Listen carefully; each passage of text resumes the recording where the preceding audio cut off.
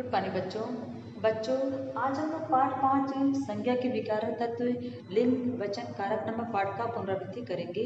बच्चों इसके पहले हम लोगों ने शब्द विचार नामक पाठ को पढ़ा था, जिसके अंतर्गत हमने ये जाना था कि विकारी शब्द किसे कहते हैं और अविकारी शब्द किसे कहते हैं। विकारी शब्द यानी कि जिन शब्दों में विकार होता है यानी कोई परिवर्तन होता है उसे हम विकारी शब्द कहते हैं, और अविकारी शब्द जिन शब्दों में कोई परिवर्तन नहीं होता है उसे हम कहते हैं अविकारी शब्द। तो आज इसी के अंतर्गत हम लोग संज्ञा के विकारक तत्व जो लिंग वचन कारक है उनका हम पुनरावृत्ति करेंगे।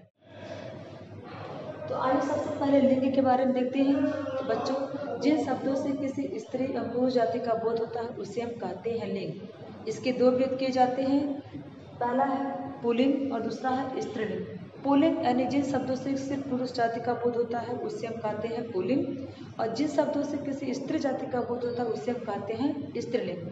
अब आइए देखते हैं बच्चों वचन किसे कहते हैं। तो बच्चों जिन शब्दों से किसी की संख्या का बोध होता है उसे हम कहते हैं वचन, जैसे 1, 2, 4, 5 ये सारे वचन यानी संख्या का बोध करा रहे हैं तो इसे हम कहते हैं वचन। ठीक है, इसके दो भेद किए जाते हैं, पहला एक वचन और दूसरा बहुवचन। ठीक, एक वचन के अंतर्गत यानी जब किसी कोई वस्तु एक होती है तो उसे एक वचन कहते हैं, और जब कभी एक से अधिक होता है कोई वस्तु तो उसे हम बहुवचन के अंतर्गत रखते हैं। आइए आगे देखते हैं कारक। तो जिन शब्दों से संज्ञा सर्वनाम का क्रिया से संबंध या अन्य वाक्यों से संबंध बताया जाता है उसे हम कहते हैं कारक। इसके 8 भेद होते हैं बच्चों, जैसे कर्ता ने, कर्म को, करण से, संप्रदान के लिए, अपादान से, संबंध काती के, अधिकरण में पर और संबोधन हे अरे। यानी कि इस कारक के 8 भेद किए जाते हैं और 8 भेदों का कोई न कोई चिन्ह होता है जिन्हें हम परसर्ग विभक्ति के नाम से जानते हैं।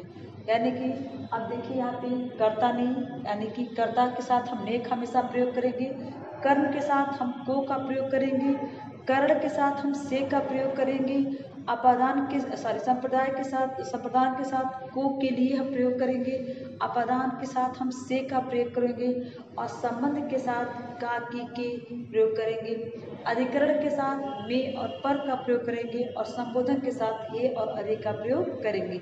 यानी कि जिन शब्दों में इनका ये रहते हैं तो उन्हें हम उससे हम पहचान कर सकते हैं कि हाँ ये कौन सा कारक है।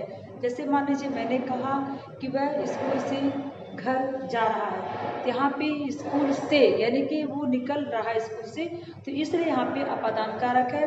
लेकिन अगर हम ये कहें कि वह बस से स्कूल आ रहा है तो यहाँ पे देखिए बस यानी कि आने का माध्यम हो गया, यहाँ पर भी से का प्रयोग हुआ है, तो इस तरह से ये जो है करण कारक है। तो बच्चों ये डिफरेंस आप लोग बहुत ध्यान से देखिएगा, समझिएगा इस चीज़ को कि करण कारक में भी से का प्रयोग हुआ है और अपादान कारक में भी से का प्रयोग हुआ है। लेकिन अपादान कारक और करण कारक में अंतर ये है कि अपादान कारक में हमेशा से का प्रयोग किसी वस्तु का किसी से अलग होने का बोध कराता है, और करण कारक में से का प्रयोग किसी माध्यम से किसी काम को करने का बोध कराता है, तो उसे हम कहते हैं करण कारक। ठीक है बच्चों, आप लोग का ये पुनरावृत्ति हो गया। अब इसके आधार पर जितने भी प्रश्न हैं आप लोग याद कर लीजिएगा।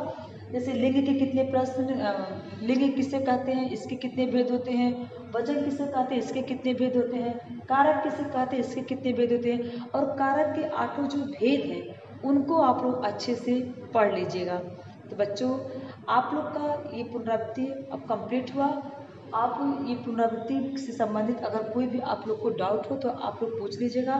पेपर आप लोग का आने वाला है बेटा, तो पेपर बहुत ही अच्छे से दीजिएगा। कोशिश करिएगा कि सारे प्रश्न का उत्तर आप दें, और दूसरा चीज़ राइटिंग आपकी अच्छी होनी चाहिए क्योंकि राइटिंग पर भी नंबर मिलेगा, तो इस बात का आप लोग ध्यान दीजिएगा। आज के लिए बच्चों इतना ही, आगे हम